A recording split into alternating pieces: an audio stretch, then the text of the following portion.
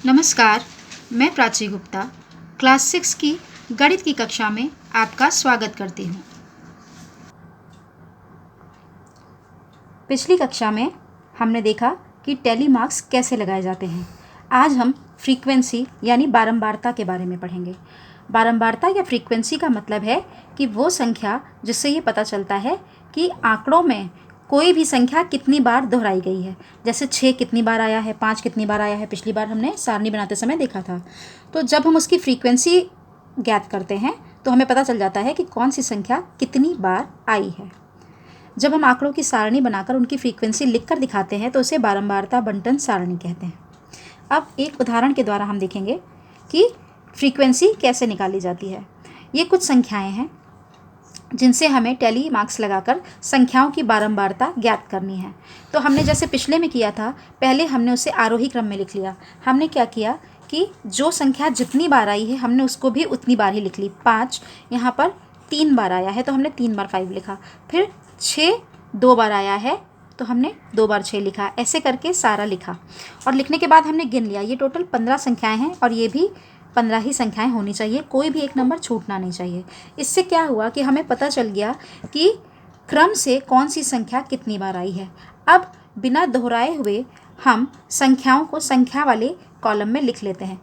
सबसे पहले 5 है सबसे छोटी, उसके बाद 6, फिर 8, फिर 9, फिर 11, फिर 13 और फिर 14।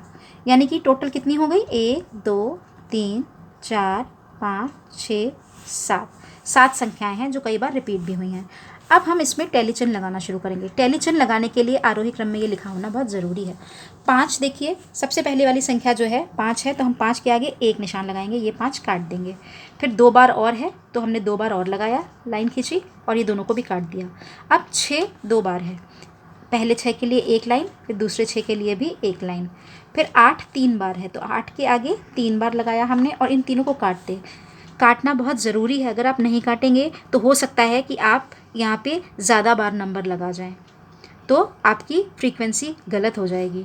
9 केवल 1 टाइम आया है तो 9 के आगे एक लगाएंगे और ये हमने 9 को भी काट दिया। 11 3 टाइम्स आया है तो 11 के आगे हमने 3 लगाया और तीनों 11 को काट दिया। फिर 2 बार 13 है तो 13 काटा और 14 बस एक बार है तो 14 काटा। अब इतना हमने पिछली कक्षा में सीखा था। अब ये जितनी संख्याएं आ रही हैं उनको गिन के जब हम इधर लिख देते हैं तो वो हमारी फ्रीक्वेंसी हो जाती है। ये कितना है? 1 2 3, तो यहाँ हम लिखेंगे 3। इन लाइंस को गिनना है, इन नंबर से मतलब नहीं है। 6 2 टाइम्स आया है तो ये 2 हो जाएगा। 8 3 टाइम्स आया है तो 3, 9 का 1, फिर 11 जो है वो 3 टाइम्स आया है, 13 जो है 2 टाइम्स आया है और 14 1 टाइम आया है। इसका मतलब ये हुआ कि हमारी इन सारी संख्याओं में 5 3 टाइम्स आया था, 6 2 टाइम्स आया था, 8 3 टाइम्स आया था, 9 1 टाइम, 11 3 टाइम्स आया था, 13 2 टाइम्स आया था और 14 भी 1 टाइम आया। तो अब हम इसको जोड़ लेंगे। 3 4 5 6 7 8 9 10 11 12 13 14 और एक 15। तो देखो ये टोटल उतना ही आया जितनी हमारी संख्याएं होती हैं। और हम इस टोटल वाली भी जो संख्या जिसमें लिखेंगे उसे भी एक कॉलम में ही करेंगे, यानी कि उसके लिए अलग से लाइन खींच देंगे। तो ये हमारी बारंबारता बंटन सारणी हो गई। तो जब भी किसी भी क्वेश्चन में आपको बारंबारता ज्ञात करनी हो या फ्रीक्वेंसी ज्ञात करनी है तो हमें इसी तरह से उसका टेबुलेशन करना है, यानी उसकी टेबल बनानी है, यानी सारणी बनानी है। तब हम उसे आगे उसकी फ्रीक्वेंसी निकालेंगे। अब इसी तरह से ये 2 क्वेश्चन आपको करने हैं जिनमें टैली चिन्ह लगाकर निम्नांकित संख्याओं की बारंबारता सारणी बनानी है।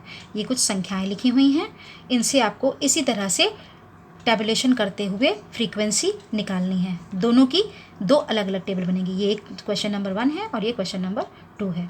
अगली कक्षा में मिलते हैं। धन्यवाद।